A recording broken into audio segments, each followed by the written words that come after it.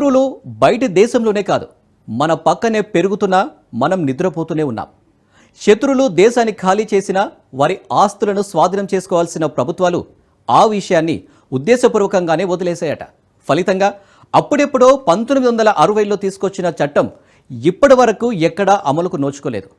ఇన్నాళ్లకు ఆ ప్రక్రియ రూపుదాలుస్తుంది. దేశమంతటా వేలల్లో ఆస్తులు, లక్షల కోట్లలో సంపదలున్నాయి. కానీ ఇప్పుడు వాటి కండిషన్ ఏంటి? ఎవరి స్వాధీనంలో ఉన్నాయి? అసలు ఎందుకు ఉపయోగిస్తున్నారు అనే వివరాలు మాత్రం ఎవరికి తెలియదు. ఇప్పుడు కేంద్రంలోని ఎన్డీఏ సర్కారు ఆ దిశగా అడుగులు వేస్తుంది. మరి మన తెలంగాణలో అలాంటి ఆస్తులు ఎక్కడెక్కడున్నాయి?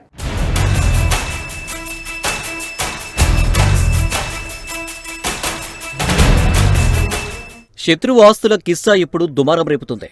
ఒకవైపు అక్రమంగా దేశంలోకి వచ్చిన రోహింగ్యాల ఏరివేత పెద్ద ఎత్తున జరుగుతుండగానే దానికి సమాంతరంగా కేంద్ర ప్రభుత్వం ఎనిమీ ప్రాపర్టీ యాక్టుపై దృష్టి సారించింది. శత్రువులకు చెందిన ఆస్తులు ఎక్కడెక్కడ ఉన్నాయో గుర్తించి వాటిని స్వాధీనం చేసుకునే పనిలో పడింది. ఇప్పటికే మహారాష్ట్రలో ఆ పని మొదలుపెట్టిన కేంద్రం ఇప్పుడు తెలంగాణలోనూ ఫోకస్ చేస్తుంది. కస్టోడియన్ ప్రాపర్టీ ఆఫ్ ఇండియా సెపీ సంరక్షణలో ఉన్న ఆస్తుల గురించి వాటిని స్వాధీనం చేసుకోవాలని కేంద్రం భావిస్తుంది.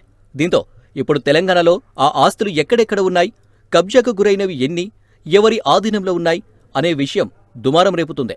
బేగంపేటలోని హోటల్ టూరిజం ప్లాజాలో ఈ మేరకు కేంద్ర హోంశాఖ సహాయ మంత్రి సెపీ అధికారులతో సమావేశం నిర్వహించడం ఆసక్తికరంగా మారింది. రాష్ట్రంలోని హైదరాబాద్, రంగారెడ్డి, కొత్తగూడెం, వికారాబాద్ జిల్లాలోని ఎనిమీ ప్రాపర్టీస్పై కేంద్ర మంత్రి బండి సంజయ్ సమీక్ష సమావేశం నిర్వహించారు.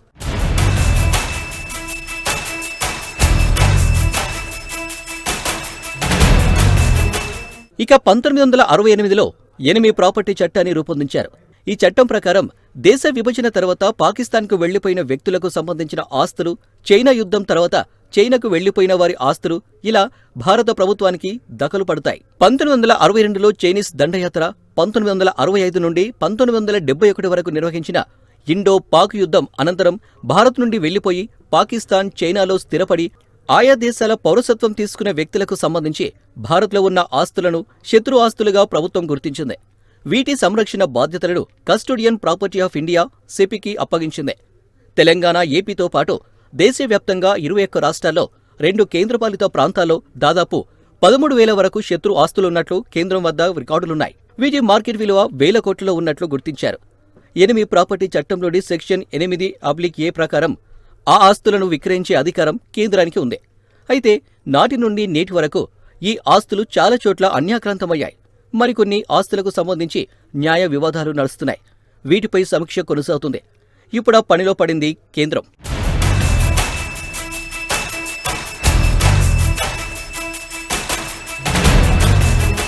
ఇక ఈ సమావేశంలో బండి సంజయ్ మార్చిలోపు ఎనిమీ ప్రాపర్టీ ఆస్తులు ఎన్ని ఉన్నాయో లెక్క తేల్చాలని అధికారులను ఆదేశించారు. మార్చిలోపే రికార్డులను పరిశీలించడం, సర్వే పూర్తి చేయడం జరగాలని గడువు విధించారు.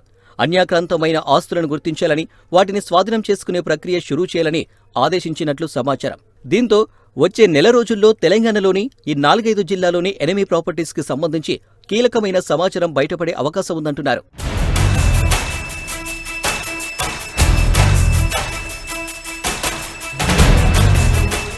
మరోవైపు మహారాష్ట్రలోనూ ఎనిమీ ప్రాపర్టీ యాక్టు అమలుకు తెరతీశారు.